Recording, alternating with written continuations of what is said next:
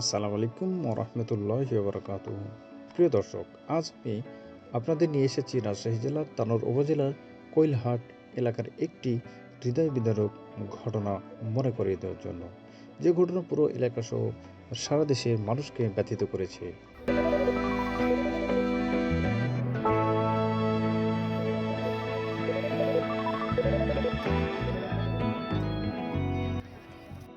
স্থান পরিচিতি বলতে গেলে এই যে আপনারা স্ক্রিনে দেখতে পাচ্ছেন, এটি কৈলহাট এলাকা, একটি সাধারণ গ্রামীণ জনপদ, যেখানে প্রতিদিন মানুষ চলাচল করে, মা বাবার হাত ধরে ছোট্ট শিশুরাও যাতায়াত করে। কিন্তু এই সাধারণ পথ একদিন পরিণত হয়েছিল এক ভয়াবহ ট্র্যাজেডির সাক্ষীতে।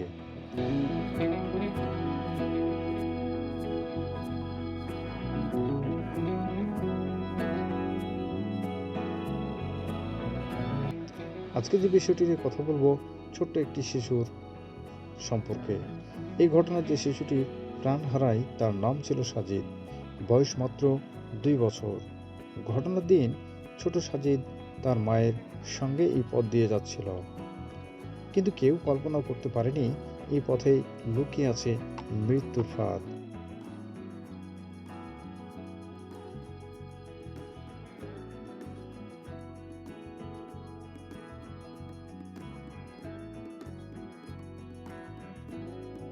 যেভাবে শিশু সাজিদের জীবন কেড়ে নিয়েছিল, স্থানীয় এক ব্যক্তি নাম Kachhir Uddin mini deep tubewell বসানোর জন্য সেখানে একটি গর্ত খনন করেছিলেন।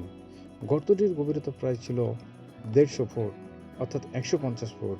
আর সবচেয়ে ভয়ঙ্কর বিষয় হলো, গর্তটি ছিল খোলা অবস্থায়, কোনো বেড়া, কোনো সতর্কতার চিহ্নই ছিল না।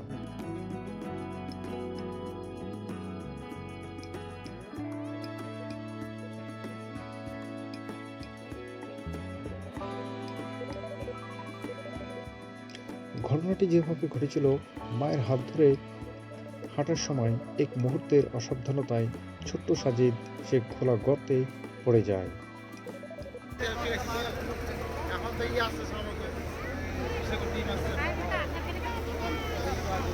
কে আছে কে আছে ঢাকা থেকে? মায়ের চোখের সামনে তার সন্তান অন্ধকার গর্তে হারিয়ে যায়। একজন মায়ের সেই আর্তনাদ পুরো এলাকাকে কাঁপিয়ে তুলেছিল।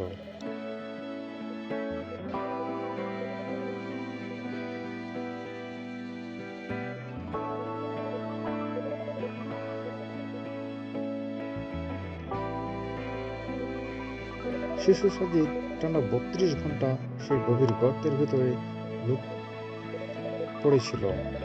ওই সময় স্থানীয় জনগণ, ফায়ার সার্ভিস, বিভিন্ন প্রশাসনের সদস্যরা একযোগে উদ্ধার কাজ অংশ নেন। সারা দেশ মানুষ দোয়া আর আশায় অপেক্ষা করতে থাকে।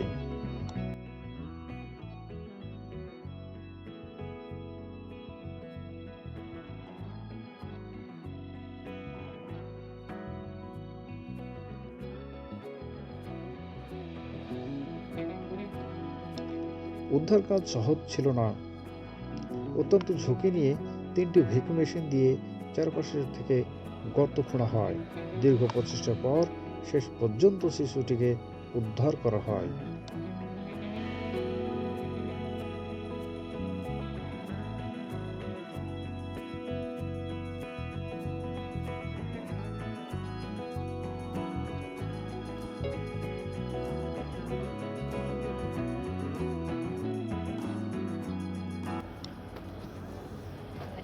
সেই মুহূর্তে সবাই আশা করেছিল হয়তো অলৌকিক কিছু ঘটে যাবে।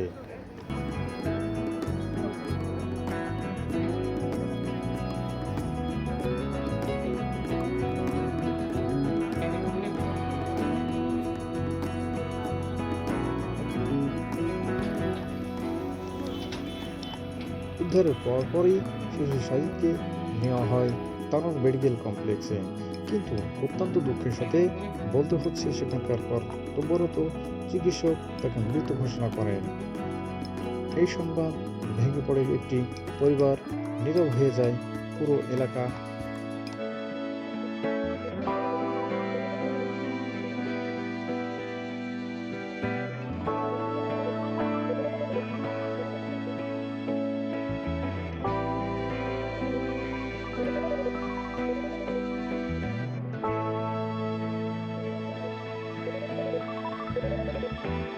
তো দর্শক, এই ঘটনা আমাদের চোখে আঙুল দিয়ে দেখিয়ে দেয় যে খোলা গর্ত কতটা ভয়ঙ্কর, সামান্য অবহেলা কত বড় ক্ষতির কারণ হতে পারে। জনসাধারণের চলাচলের জায়গা নিরাপত্তাটা কতটি জরুরি। এটি শুধু একটি দুর্ঘটনা নয়, এটি আমাদের সবার জন্য একটি শিক্ষা।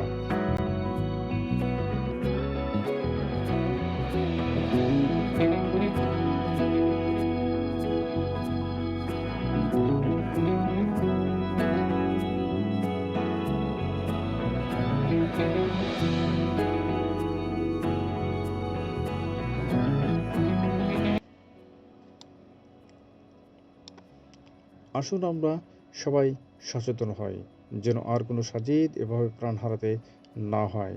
ভিডিওটি ভালো লাগে থাকলে অবশ্যই একটি লাইক দিবেন এবং কমেন্টে আপনার মতামত জানাবেন। এ বাস্তব ঘটনা ও স্থানভিত্তিক ভিডিওতে পেতে চ্যানেলটিকে অবশ্যই সাবস্ক্রাইব করে পাশে থাকবেন। ধন্যবাদ সবাইকে ভিডিওটি দেখার জন্য।